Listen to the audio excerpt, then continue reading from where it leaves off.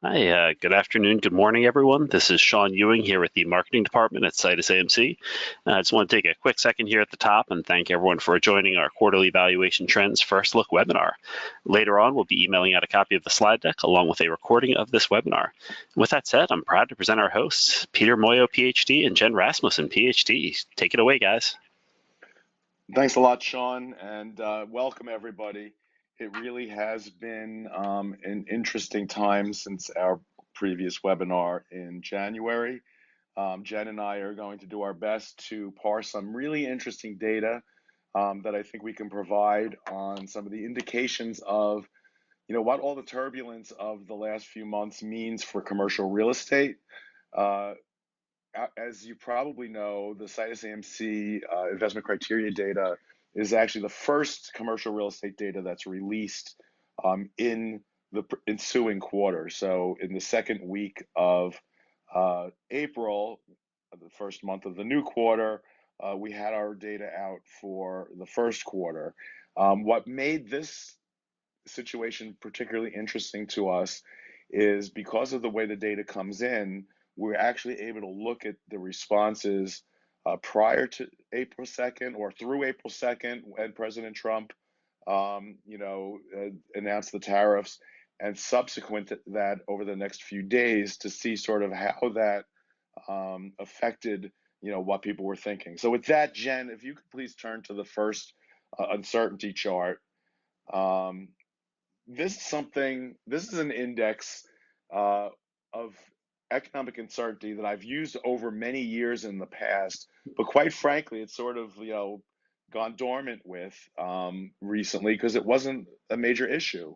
Uh, but as you can see from the chart here, and this is through March, this is before the April 2nd announcements, the uncertainty index stands at its second highest level, only beaten by COVID. What will be interesting to see, since this is through March, is the degree to which perhaps we've actually surpassed the COVID uncertainty as a result of not only the announcements and the various moves on the tariffs, but also on the market turmoil and the ups and downs of the market subsequent to that. So to me, almost of all the charts in this slide deck, this is the most important because the policies are the policies. There's policies regarding tariffs. There's policies regarding immigration. There's policies regarding uh, cutting the federal spending with the Doge. There's policies, that affect CRE as it pertains to return to work. Um, but it, at this moment in time, in my view, the uncertainty that all these policies has created and the market turmoil that it has created are actually the key issues of the moment with the actual effects or impacts of these various policies to follow. So, one little advertisement. We hope perhaps you've already seen it, but my team put together what I think is a very good report covering the potential impacts of the various new administration policies. And quite frankly, it's interesting. There's good news, there's bad news. It depends who you are in real estate, where you are in real estate. But try to sort of unravel some of the issues on how this could all play out for commercial real estate. So Jen, if we could please go to the next slide. We talk about everyone's following the market day to day, hour to hour. Everyone's following the policies day to day, hour to hour. But the economic data actually doesn't show anything really of major import yet. So you can see inflation on the left-hand side chart here. It is at its slowest pace in 3 years, but unfortunately, it's still stubbornly high above the Fed's 2% target rate. But more importantly, is the fact that it's the forward view on inflation and the potential impact of these various policies on inflation that has the Fed in this conundrum of, when and to what degree do they act, and even in terms of what direction. The chart on the right hand side shows the labor market with the unemployment index in orange and the employment growth in blue on the left-hand scale. You know, it's sort of a similar situation here. March's jobs report was mixed.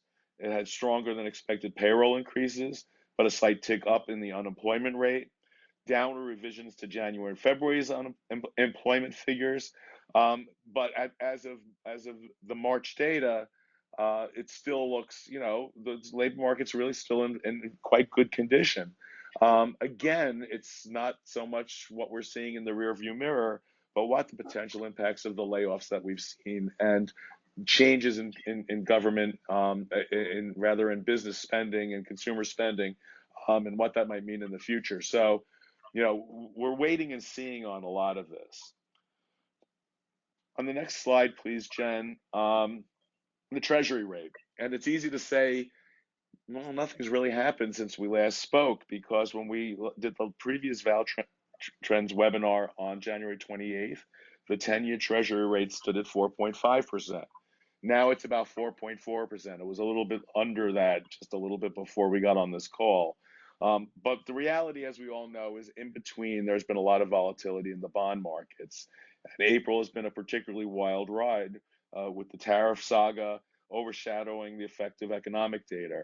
And really, that's a lot of what is happening right now, is that the economic data is taking a backstage, part in all of this, as it's the policies, the changes in the policies, the reactions to the policies, that is really driving not only the treasuries, but obviously also the equity markets. But in the end, we're standing at a point where the long end of the treasury curve, the 10-year, is still relatively high. We haven't seen, what was the sort of the hope for the commercial real estate segment as we were going through the second half of 2024 of lower interest rates ahead. And quite frankly, it's not necessarily perhaps the level that treasuries are sitting at that matters as much as the fact that no one quite knows, what direction they're going in and why. So with that, just a little update on something that I think we introduced about a year or so ago to you folks, but I think there's some interesting dynamics going on. We developed what we call the dynamic population tracker. It's a way to keep up to the minute, information on what's happening with population growth on the metropolitan area level, and not wait the year or year and a half for the official census data to come out. It's an amalgam of a lot of different indicators like bank accounts, electricity hookups, and moving company data, and all things of that sort. But it really is as we've tracked it and as we've back tested it, it really is a good indicator of what's happening in real time with population. So some of the interesting takeaways as I look at this chart: green means strong growth, red means weak growth, white is in between. Maybe more importantly are the arrows. The green arrows, the upward pointing green arrows, means that growth is accelerating. Downward arrows, red arrows, means that growth is decelerating. So some of the takeaways I got from this is, if you look first on the left-hand side of the boxes in the West Coast, while growth is still relatively weaker than other parts of the country, we've seen a pickup in growth in LA and Orange County and San Diego and San Francisco, Oakland. So, a part of this is a normalization, I believe, post-COVID. More people in hybrid type work rather than purely remote work, which means they do have to be close to the office to get in 1, 2, 3, 4 days a week, depending on what their companies are requiring. Another takeaway is, if you look at it from the size of the boxes, big boxes, LA, Dallas, Houston, Chicago, New York. I think this is sort of a second point to this post-COVID, reaction of people moving closer to those jobs. They're all seeing upward arrows. In the Southwest, obviously, the Texas metros remain really the strongest growth markets over the past 6 months. And, in the Northeast, we've seen improvement. Again, New York, Boston, Northern New Jersey, et cetera, Long Island, seeing improved growth. So I do think that, all the tails that we're told during COVID of this like move away from the big cities, the move, people can work anywhere. The normalization of hybrid schedules, meaning you need to be close to an office, is really sort of refocusing this kind of growth in a way that we're seeing here. So now for some of the stuff that I think is the really most interesting. And so it leads us to our first question. Which CRE business will be impacted most by Trump administration policies? Originations, securitizations, CRE asset values, or CRE debt values? Now, I realized after we wrote this question, impacted, first of all, I don't like to use it as a verb, but also because it doesn't say whether it's positive or negative. But with that said, where are we going to feel the effect of the policy changes and the turmoil most within CRE? Yeah, we've got that poll open now. We're getting a lot of good responses. Very curious to see what our panelists have to say. We're going to leave it open for another 10 or 15 seconds. Just make sure that we get everybody who wants to chime in gets their voice heard here. So give it another 10 seconds. We're still seeing that number of votes steadily pop up. And all right, I think this is last call. If you have a voice, let's hear it. Okay, and here we go.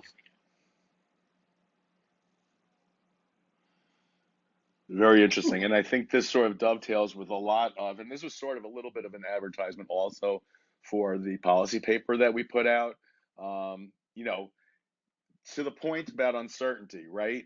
If in the face of uncertainty, the natural human reaction is to step back and wait and see, and that clearly feeds through to things like originations and securitizations.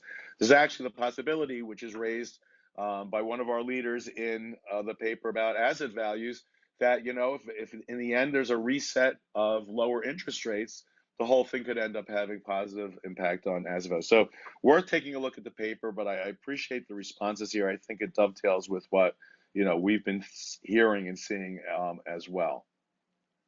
So now for some of the really super interesting stuff coming out of our the data covering the first quarter, but actually coming into the announcement and post announcement.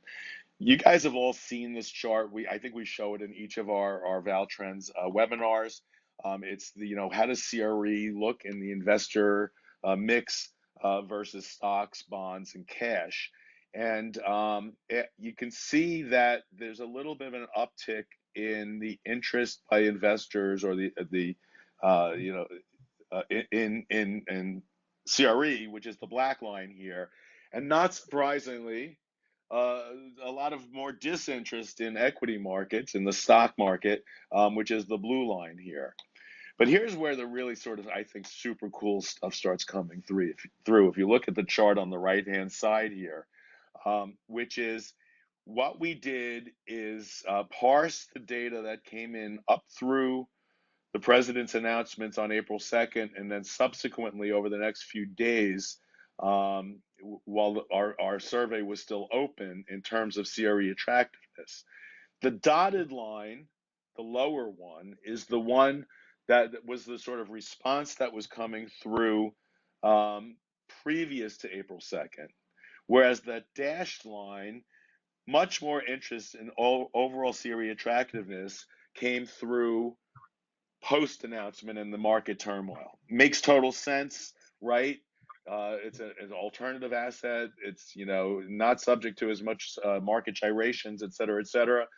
So there's the degree to which, and again, getting back to the report that we did, that interest or flows into CRE could be positive as a result of some of the things that are going on. In the next slide, we show an update to our equity and debt capital availability and discipline. And here you can see, not surprisingly, that the purple lines, equity on the left and debt on the right, that there was a slight sort of increase in discipline for both equity and debt. Not surprising given uncertain times, uncertain future, be a little bit more disciplined. If you turn to the next slide, we did the same thing with the data, looking at it pre and post April 2nd announcement. And sure enough, that dashed line for discipline shows that subsequent to the announcement, it was a much more significant move in increase in overall discipline of equity and capital. Looking at availability, which is the blue line, it moved in the opposite direction. After the turmoil was unleashed with those announcements, the availability of both equity and debt capital for commercial real estate diminished significantly in the views of investors and appraisers that are in our survey. Also, coming out of the new data, you can see that the improvement in sort of what I would call motion, right? Getting off of that record high hold recommendation. We had seen specifically an increase of interest in buy over recent quarters, also an increase in sell. That sort of took a step back in the quarter as the uncertainty sort of built. And so that natural reaction of sort of staying in place, which dovetails back with the responses we just saw on the survey in regards to things like securitizations and originations potentially seeing the most immediate or strongest impact as a result of what's going on. Shifting gears a tiny bit, but we thought a lot of the attention has been on the tariff story, but there are also the other policies that have been sort of I don't know if you guys noticed the title that we gave this thing, Inside the Snow Globe, right? We've shaken it up. There's a lot of stuff in the air, and you don't know exactly how it's going to all fall to the ground and in what form. But we wanted to take a look at some of the potential economic impact of immigration policies. No surprise here, but we looked at it a couple of ways. But the one we're showing here is undocumented immigration. And you can see that Texas, Nevada, California, New Jersey, Florida, Illinois, Arizona are some of the states that have a workforce between 5 and 9% who are undocumented. At the U.S. level, industries most hurt are likely to be agriculture, construction, hospitality, and food services. But you can sort of see the statistics on the right and how substantial they are to these states, so that there's a potential impact here of not only if there's forced out migration, but just that some of the people who are here sort of step back and sort of go into the shadows and away from the workforce, the places where that's likely to have some of the biggest impact. I'll go through some of these quickly so Jen can get to the second part of the presentation. Sorry, Jen, if I'm taking too long. I know I'm talking too much here. But the slowdown in deal volume is continuing. Again, no surprise given the situation of uncertainty. Going to the next slide, the price recovery for all segments seems to be in a starting point. You can see the degree to which each of the property segments are up to varying degrees from their lows. It's a slow process, early game, but that sort of discovery, I think, has been happening. So this is our second poll question. What property type is the best investment opportunity over the next year? Office, industrial, retail, or apartment? Yep, and we've got that poll open now. And once again, we're seeing a lot of good responses come in. We'll make sure leave it open for about a full minute here, just so that everybody who has an opinion can make sure they tally a vote here. We love to see what the audience thinks. And yeah, early returns so far, pretty interesting. Definitely going to be curious to see what our panel has to say about this. We'll give everybody another 15 seconds here, although actually that percent voted is getting pretty close to full here. So we'll give it 10 more seconds. Any stragglers, anybody who's giving it a lot of thought, we appreciate it. But we're coming up on last call here for the votes. And here we go.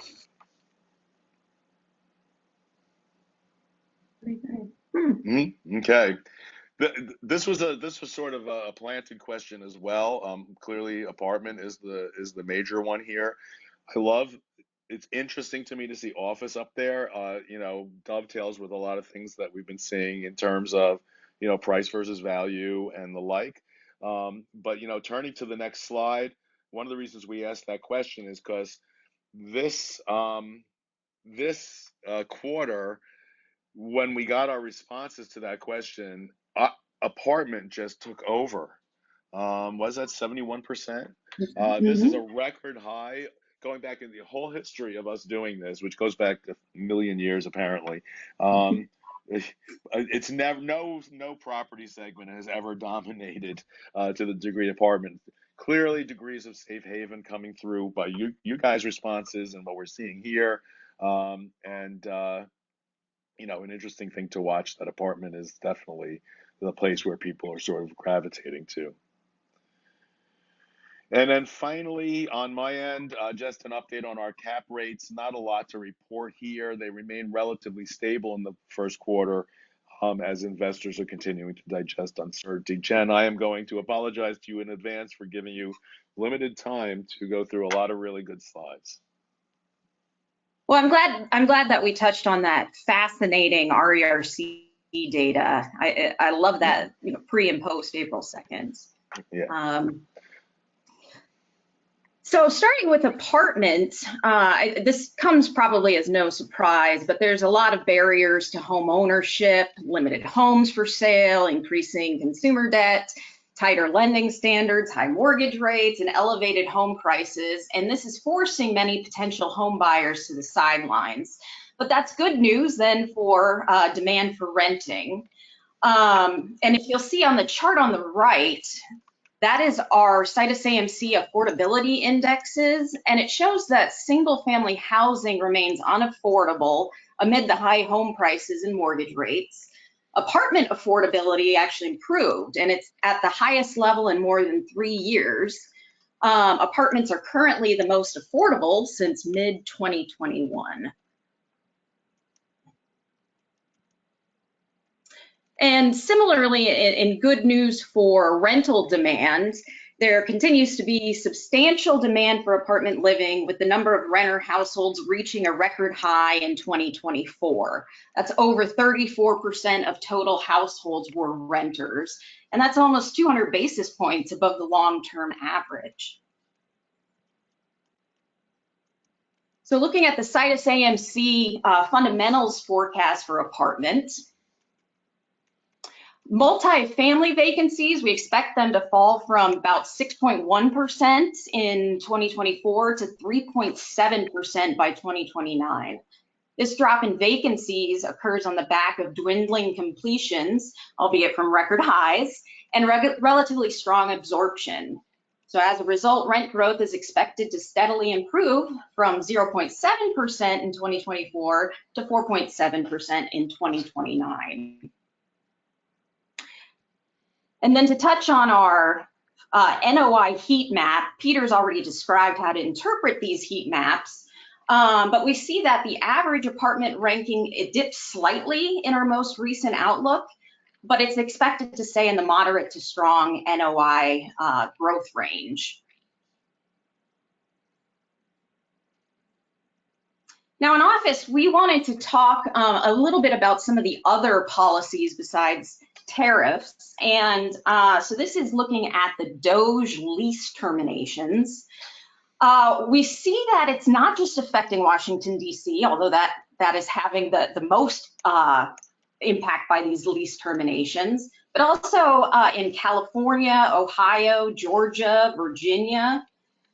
So we expect sizable impacts on the office markets also in these states. Just as a caveat, the data on the DOGE website changes frequently, but it's showing that the pace of lease terminations has slowed, with March terminations only about 6% of those in February. Most recent termination was an EEOC building in San Jose on April 4th. And it's expected, according to TREP, that through the end of 2025, just over 30% of the total remaining GSA office space and about 28% of annual rent on government leases is still eligible to be terminated. And to briefly touch on the return to work mandates, we're expecting maybe a limited impact of these return to work policies, just because prior to these mandates from the Trump administration, only about 10% of federal employees were fully remote, which is less than half of the percentage of remote workers in the private sector. So the majority of federal workers were already working on site full time. And then in our SitusAMC fundamentals forecast for office, not surprisingly, demand for office remains weak with negative absorption over the last 2 years. But office should continue to suffer as vacancies rise from 20.3% in 2024 to 20.5% in 2025. Vacancies are expected to dip slightly below 20% in 2028, but still remain elevated at about 19% in 2029.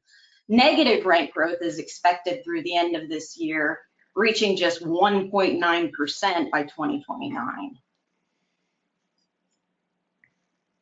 And those fundamental outlooks are evident in our heat map. So office is still the worst performing sector, but the overall outlook did improve somewhat, although most metros' NOI outlooks stayed flat from last quarter. So moving on to the industrial sector, I think this is interesting data. So this is the ISM Manufacturing Purchasing Managers Index. And it shows that manufacturing activity has slowed. It's back into contraction territory. Now, it's been that way for the past couple of years in general. But what makes this time interesting is that demand and production have weakened while inputs strengthen further. So this is definitely a negative sign for economic growth. We found that destaffing continued in manufacturing, and price growth accelerated due to tariffs, and that's caused new order placement backlogs, supplier delivery slowdowns, and manufacturing inventory growth. So what we have here is rising prices amid lower economic growth, which has the potential recipe for stagflation.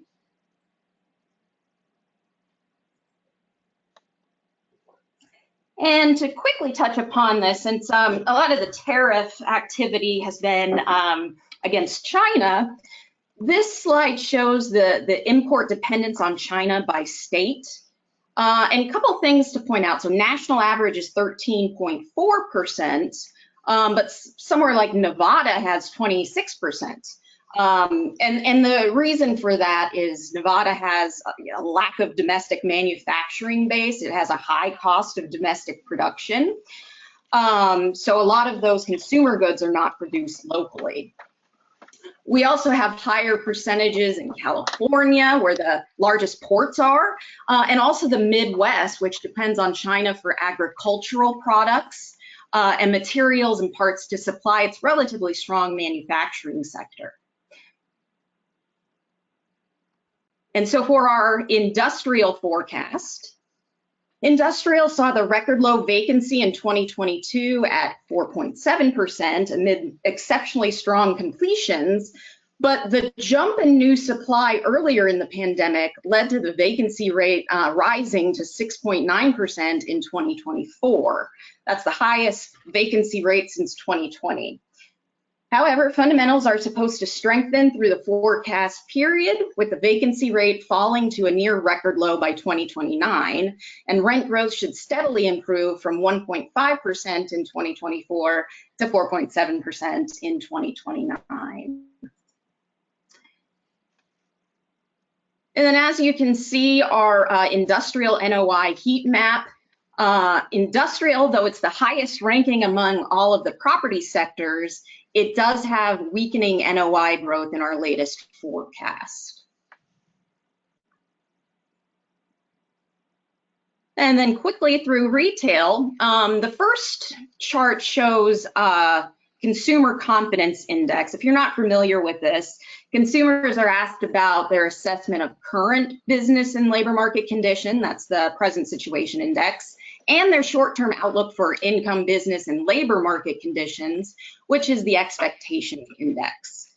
Now, looking at this chart, the present situation decreased for the fourth consecutive month, although it's sort of, I would say, okay. But what's more interesting is the expectations index, which dropped to the lowest level in 12 years. And it's well below the threshold of 80 that usually signals a recession ahead. One thing I wanted to add in on that I neglected to mention was the existing home sales data that came out today, which is the lowest since I think they said 2009.